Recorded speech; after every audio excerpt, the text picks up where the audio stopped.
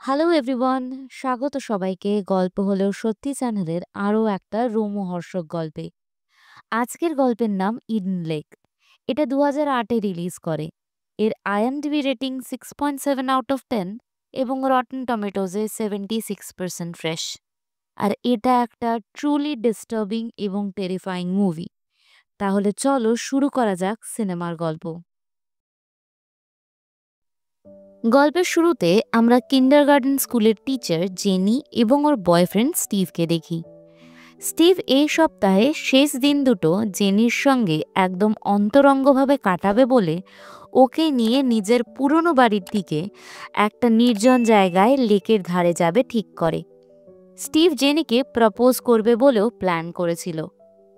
পুরো সন্ধে ড্রাইভ করে ওরা একটা মোটেলে পৌঁছায়। সেই সময় মোটেলে অনেক লোকজন ছিল, কিন্তু একটু লক্ষ্য করলে বোঝা যায় এখানের বেশিরভাগ মানুষই একটু রুড বা অভদ্র টাইপের ছিল। যাই হোক, জেনি আর স্টিভ ওখানেই ডিনার করে রাতটা ঘুমিয়ে কাটিয়ে দেয়। পরদিন সকালেই স্টিভ জেনিকে নিয়ে সেই নির্জন লেক মানে ইডেন লেকের দিকে বেরিয়ে পড়ে, যেটা ছিল শহর থেকে অনেক দূরে এবং মেন রোড থেকে অনেক ভেতরে। স্টিভের কথায় এই ইডেন লেক আগে একটা পরিত্যক্ত খনি ছিল, যেটা পরে জলে পরিপূর্ণ হয়ে একটা মনোরম সুন্দর লেকে পরিণত হয়েছে। জেনিরও লেকে পৌঁছে এই নির্জন নিস্তব্ধতা, প্রকৃতি সবকিছুই খুব রোমাঞ্চকর লাগে। ওরা দুজনে জলের পাড়ে বসে একটু রিল্যাক্স করছিল। তখনই ওখানকার দুটো লোকাল বাচ্চা ছেলে একটা তৃতীয় বাচ্চা ছেলে অ্যাডামের পেছনে লাগছিল, ওকে বুলি করছিল। স্টিভ আর জেনি পুরো ব্যাপারটাই দূর থেকে দেখে, কিন্তু পাত্তা দেয় না। যাই হোক, ওরা এখানেই চোখ বন্ধ করে পড়েছিল যখন একটা বড় রটউইলার কুকুর এসে জেনির সামনে ঘেউ ঘেউ করতে শুরু করে। এই কুকুরটা ওই বাচ্চাগুলোর মধ্যেই একজনের ছিল। ছেলেটা ওর কুকুরটাকে একবার ডেকে নেয়, কিন্তু স্টিভ একটু পরে জলে সাঁতার কাটতে নামলে কুকুরটা আবার জেনির কাছে এসে ঘেউ ঘেউ করতে থাকে, যেটা স্টিভের একদমই ভালো লাগে না। ও জল থেকে উঠে সোজা বাচ্চাদের গ্যাংয়ের দিকে যায় এবং ওদের জোরে চালানো মিউজিকটাকেও বন্ধ করতে বলে। তবে অভদ্র বাচ্চাদের এই গ্রুপটা স্টিভের কোনো কথায় পাত্তা দেয় না। উল্টে ওদের গ্রুপের একটা মেয়ে পেজ স্টিভকে বলে ও পেজের দিকে খারাপ নজরে তাকিয়ে আছে, তাই ওরা যেন এখান থেকে অন্য কোথাও চলে যায়। স্টিভ ওখান থেকে আবার জেনির কাছে ফিরে আসে। জেনিও ওকে বলে, হ্যাঁ চলো, তাহলে আমরা অন্য কোনো স্পটে যাই, এমনিও এত জোর আওয়াজে রিল্যাক্স করা যাবে না। কিন্তু স্টিভ তাতে রাজি হয় না, কারণ এতটুকু 13-14 বছরের বাচ্চা ছেলে মেয়েদের কাছে বুলি হতে রাজি নয়। কয়েক মিনিটের মধ্যে অভদ্রতার সীমা বাড়তেই থাকে যখন ব্রেড বলে ছেলেটি জেনিকে বাইনোকুলার দিয়ে দেখতে শুরু করে। আর তারও একটু পরে ওখান থেকে উঠে চলে যাওয়ার সময় ও নিজের প্রাইভেট পার্ট দেখিয়ে খারাপ ইঙ্গিত করে, যেটা জেনি স্টিভকে বলে না শুধুমাত্র ঝামেলা এড়ানোর জন্য। তবে ওরা চলে গেলে জেনি আর স্টিভ একটু স্বস্তি পায়। স্টিভ রাতেও এখানেই টেন্ট খাটিয়ে ক্যাম্পিং করার জন্যই এসেছিল, তাই সন্ধে হতেই ওরা টেন্টটা টাঙিয়ে নেয় এবং আগুন জ্বালিয়ে জেনির সঙ্গে বেশ ভালো সময় কাটাতে শুরু করে। তবে দূর থেকে আসা অদ্ভুত একটা আওয়াজ জেনিকে বারবার ডিস্ট্র্যাক্ট করছিল। ওর মনে হচ্ছিল কেউ যেন ওদের উপর নজর রাখছে। এই রাতটা কোনো মতে ভালোই কেটে যায় ওদের। সকালবেলা উঠেই জেনি আবিষ্কার করে রাতে বিভিন্ন ধরনের পোকা ওদের খাবারে ঢুকে গেছে এবং সেগুলো নষ্ট করে দিয়েছে। তাই স্টিভ আর জেনি ঠিক করে ওরা আবার সেই রেস্টুরেন্টেই যাবে ব্রেকফাস্টের জন্য। চাবি ঢুকিয়ে গাড়ি স্টার্ট দিতেই গাড়ির টায়ারটা পাংচার হয়ে যায়, কারণ ওই টায়ারের সামনে একটা কাঁচের বোতল রাখা ছিল। স্টিভ বুঝতে পারে এটা ওই বাচ্চাদেরই কাজ। ও তাও টায়ার চেঞ্জ করে স্পিয়ার টায়ারটা লাগিয়ে নেয় এবং শহরের দিকে ওই রেস্টুরেন্টে ফিরে আসে। রাস্তায় স্টিভের রাগ আস্তে আস্তে বেড়েই যাচ্ছিল। ও রেস্টুরেন্টে যে মহিলাটা সার্ভ করছিল তাকে ওই বাচ্চাগুলোর কথা জিজ্ঞেস করে, তাতে ওই মহিলাটাও বেশ অসভ্যতামের সঙ্গেই উত্তর করে। যাই হোক, ব্রেকফাস্ট করে বেরোনোর সময় স্টিভ একটা বাড়ির সামনে ওই বাচ্চাগুলোর সাইকেল দেখতে পায়। তাই ও ওই বাচ্চাগুলোর ক্লাস নেবে বলে ওই বাড়িটাতে ঢোকে। সেই মুহূর্তে ওই বাড়ির ভেতরে কেউ ছিল না, তবে কিছুক্ষণে ওই বাড়িতে ওই 6জন বাচ্চার গ্রুপের লিডার ব্রেটের বাবা ঢুকে পড়ে। তাই স্টিভ দুতলার জানলা দিয়ে নেমে পালিয়ে জেনির কাছে আসে এবং ওকে গাড়ি ছুটিয়ে ইডেন লেকের কাছে নিয়ে যেতে বলে। ওরা আবার আগের স্পটেই ফেরত চলে আসে, তবে আমরা বুঝতে পারি ওদের উপর দূর থেকে কেউ নজর রাখছিল।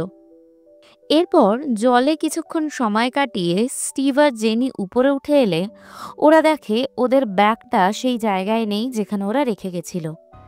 ওই ব্যাগেই ওদের গাড়ির চাবি, পার্স, ফোন আর যাবতীয় দরকারি জিনিসপত্র ছিল। স্টিভ সাথে সাথে বুঝে যায় কিছু গন্ডগোল আছে। ও দৌড়ে গাড়ির লোকেশনে যায়, কিন্তু সেখানে গাড়ি ছিল না। এবার ওরা দুজনেই খুব আতঙ্কিত হয়ে ওঠে। কি করবে কিছু বুঝতে না পেরে ওরা দুজন জঙ্গলের রাস্তা ধরে হাঁটতে থাকে শহরের দিকে।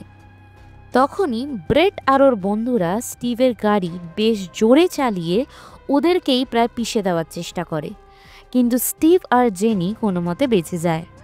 ওরা আবার হেঁটে জঙ্গল পার করতে থাকে। তখনই জঙ্গলের মধ্যে এক জায়গায় আগুন জ্বলতে দেখে স্টিভ গাড়ির চাবি চাইতে ব্রেটদের কাছে পৌঁছায়।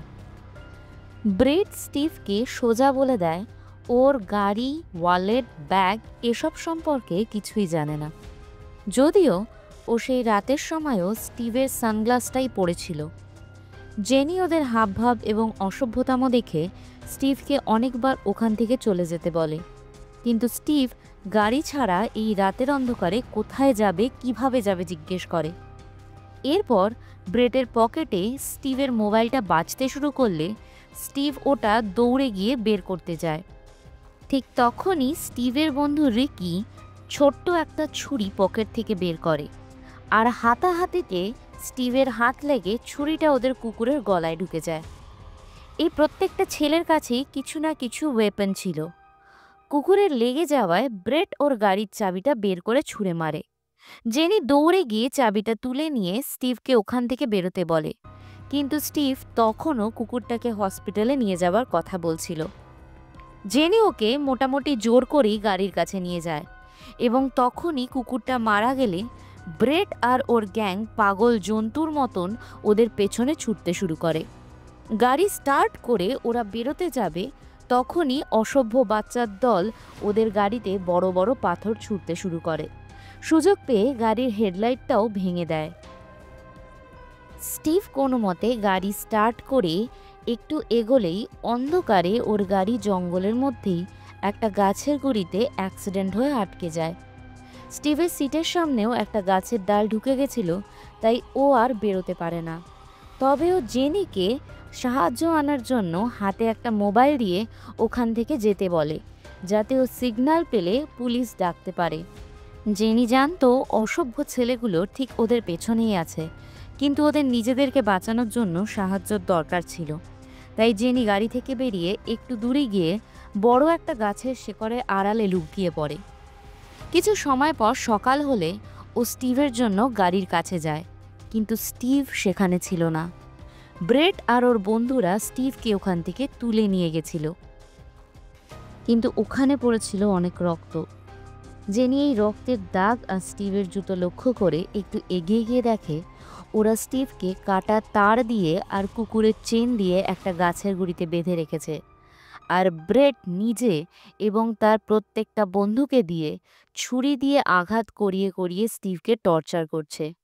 যারা করতে চাইছিল না ও তাদের দিয়েও টর্চার করাচ্ছে, এবং পেজ এই পুরো জিনিসটার ভিডিও করছে, যাতে প্রত্যেকের হাতে স্টিভের রক্ত লেগে থাকে, যাতে কেউ ব্রেটের বিরুদ্ধে কখনোই কোনো কথা বলতে না পারে। স্টিভের গলা, পিঠ, পেট সব কিছু রক্তাক্ত ছিল। জেনি এই ছোট্ট ছোট্ট ছেলেগুলোর হিংস্রতা নিজের চোখে দেখছিল দূর থেকে। ব্রেট শেষ অবধি বলে, আমরা যখন সবাই মিলে এই কাজটা শুরু করেছি, তাহলে শেষটাও আমাদেরই করতে হবে, মানে স্টিভকে শেষ করে দিতে হবে। জেনিকে স্টিভ দূর থেকে দেখে নিয়েছিল। জেনি স্টিভকে বাঁচানোর জন্য কোনো মতে স্টিভের ফোনে ব্লুটুথ কানেক্ট করে ওকে 999 নম্বরে ফোন করে, যেটা ইউকের এমার্জেন্সি নাম্বার। কিন্তু ব্রেট বুঝে গেছিল এটা জেনিই করছে এবং ও আশেপাশেই আছে, তাই স্টিভ চিৎকার করে জেনিকে পালাতে বলে।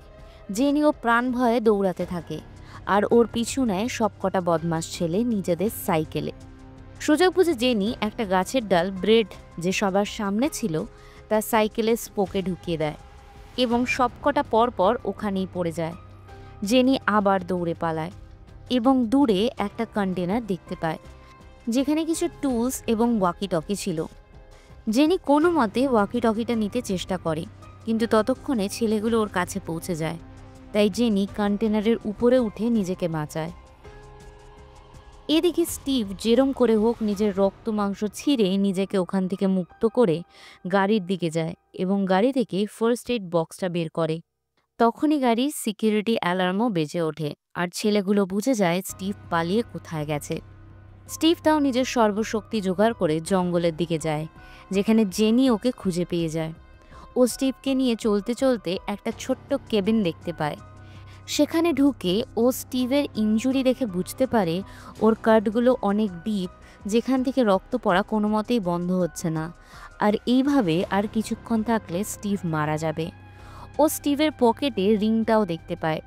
ঠিক সেই সময় ছেলেগুলো ওখানে চলে এলে জেনি স্টিভকে নিয়ে কেবিনের নিচে দিঘির জলে গলা অবধি ডুবে দাঁড়িয়ে থাকে, যেখানে স্টিভ থরথর করে কাঁপছিল। আমরা এই অবস্থাটা কল্পনাও করতে পারি না, কিভাবে কিছু উচ্ছৃঙ্খল হিংস্র মানুষের জন্য একটা ভালো মানুষকে তিলে তিলে এভাবে মরতে হয়। যাই হোক, কেবিনে ঢুকে এত রক্ত দেখে ব্রেড বুঝে যায় যে জেনি আর স্টিভ এখানেই ছিল, তবে ওরা কোথায় পালালো ও বুঝে উঠতে পারে না। ছেলেগুলো চলে গেলে জেনি স্টিভকে নিয়ে জলের উপরে উঠে আসে, কিন্তু স্টিভ তখন রক্তক্ষরণে মৃতপ্রায়। ঠান্ডা জলে ডুবে ও কাঁপছে, আর কিছুক্ষণ সময় আছে ওর কাছে। জেনি স্টিভকে বাঁচাতে ওর আনা আংটিটা পরে ওকে একটু আশা দেয় এবং ওকে কিছু গাছপালা দিয়ে ঢেকে দেয় যাতে ওকে খুঁজে না পাওয়া যায়। তারপরও শহরের দিকে যেতে চায় সাহায্য আনার জন্য, কিন্তু এই জঙ্গলে না ও কোনো দিশা চেনে না রাস্তা। তাই পাগলের মতো ছুটতে গিয়ে একটা গজাল পেরেক ওর পায়ে ঢুকে যায়। ব্যথায় চিৎকার করে ওঠে জেনি, আর শয়তানগুলো আবারও বুঝে যায় কোথায় খুঁজে পাওয়া যাবে ওকে। জেনি চুপ করে যায়। ও কোনো মতে নিজেকে অন্য জায়গায় ঘষতে নিয়ে গিয়ে মুখে এক টুকরো কাঠ চেপে ধরে পেরেকটা উল্টো দিকে টেনে বার করে এবং তারপর ও আবার চলতে শুরু করে। তখনই অ্যাডাম বলে বাচ্চা ছেলেটির সঙ্গে জেনির দেখা হয়। এই ছেলেটিকেই শুরুতে বুলি করছিল ব্রেট আর ওর বন্ধুরা। জেনি অ্যাডামের থেকে সাহায্য চায়, ওকে শহরের রাস্তা দেখাতে বলে। তখন অ্যাডাম ওকে জঙ্গলের মাঝে এক জায়গায় নিয়ে যায়। ও জেনিকে বলে এখানে ওর মা আসবে ওকে পিক আপ করতে, যদিও প্রথমে বলছিল ওর মা কাজে গেছে। জেনি দেখে অ্যাডামের হাতে মোবাইলও আছে, আর ও যেন কিছু টাইপ করছে। জেনি ওকে ফোনটা দিতে বলে যাতে ও পুলিশকে কল করতে পারে, কিন্তু অ্যাডাম উত্তর করে যে ফোনে সিগন্যাল নেই, ও গেম খেলছে আর ওর মায়ের অপেক্ষা করছে। তখনই ফোনে মেসেজ ঢোকার আওয়াজ হলে জেনি বুঝে যায় অ্যাডাম মিথ্যে কথা বলছে এবং ওর হাত থেকে ফোনটা টেনে নিয়ে নেয়। ততক্ষণে ব্রেট আর বাকিরা চলে এসেছে। ওদেরকে অ্যাডামই মেসেজ করে ডেকেছিল। এর থেকে বোঝা যায় যারা হিংস্র তাদেরকে তো ভয় করেই, কিন্তু যারা ভীতু তারা আসল শত্রু। তারা নিজেদের ছোট্ট স্বার্থ সিদ্ধির জন্য যে কোনো জিনিসকে বলি দিতে পারে। অ্যাডামও ভাবছিল এটা করে ও গ্রুপে সামিল হয়ে যাবে এবং ওকে আর বুলি হতে হবে না। ব্রেট প্রথমে জেনিকে মেরে অজ্ঞান করে দেয় এবং তারপর ওকে স্টিভের সাথে পিঠোপিঠি বেঁধে চারপাশে কাঠ দিয়ে পেট্রোল ছড়িয়ে অ্যাডামের হাতেই ম্যাচেস দিয়ে আগুন লাগাতে বলে। স্টিভ ততক্ষণে মারা গিয়েছিল, কিন্তু জেনি বেঁচে ছিল। ও প্রাণ ভিক্ষা চায় ওদের কাছে, কিন্তু ব্রেট ওদেরকে না মেরে এখান থেকে যাবে না। ওদের কষ্ট, ব্যথা, কান্না, যন্ত্রণা ব্রেটের এক অদ্ভুত তৃপ্তি। ও রীতিমতো নাচছিল। অ্যাডামের হাত থেকে স্টিভের গায়ে আগুন লাগানোর ভিডিওটাও পেজকেও রেকর্ড করতে বলে, যাতে এই অপরাধে সবাই ওর সঙ্গী থাকে। আগুন লাগানোর জন্য স্টিভের দিকে দড়িটা পুড়তে শুরু করলে জেনি সেটা ছিঁড়ে পালায়। ব্রেট এটা দেখে জেনিকে ভয় দেখায় ও অ্যাডামকে মেরে ফেলবে বলে। ও অ্যাডামের গলায় একটা টায়ার পরিয়ে তাতে পেট্রোল ছড়িয়ে দেয়, কিন্তু জেনি এবার সেদিকে কান্না দিয়ে পালাতে থাকলে ব্রেট সত্যি অ্যাডামের মাথায় আগুন লাগিয়ে দেয়। জেনি এটা দূর থেকে দেখেও পালায়, কারণ এরপর ওর পালা। এরপর জঙ্গলের ঠিক মাঝামাঝি এসে জেনি একটা ম্যাপ দেখতে পায়। ও কাঁচটা ভেঙে ম্যাপটা নিয়ে নেয় এবং হেল্পের জন্য একটা খাতায় লিখে দেয়। তখনই পায়ের শব্দেও বুঝতে পারে ব্রেটরা কাছেই আছে। ও তাই সামনে নোংরার ড্রামে ঢুকে বসে থাকে। ব্রেট আর রিকি ওখানে চলে আসে। জেনি দম বন্ধ করে চুপ করে ওদের দেখছিল। ওরা চলে গেলে জেনি ডাস্টবিন থেকে বেরিয়ে একটা বড় ভাঙা কাচের টুকরোকে নিজের জামার টুকরোতে পেঁচিয়ে একটা অস্ত্র তৈরি করে, যাতে ও নিজেকে এদের হাত থেকে বাঁচাতে পারে। তখনই পেছনে কুপার নামে একটা বাচ্চা ছেলে চলে আসে এবং কাঁচে জেনি ওকে দেখে কিছু না ভেবেই কাঁচের টুকরোটা কুপারের গলায় ঢুকিয়ে দেয়। সাথে সাথে জেনি নিজের হুঁশে ফেরে এবং কুপারকে ধরে কাঁদতে থাকে, কারণ ও কোনো মার্ডারার নয়। কাউকে ব্যথা দিয়ে ও খুশি হয় না।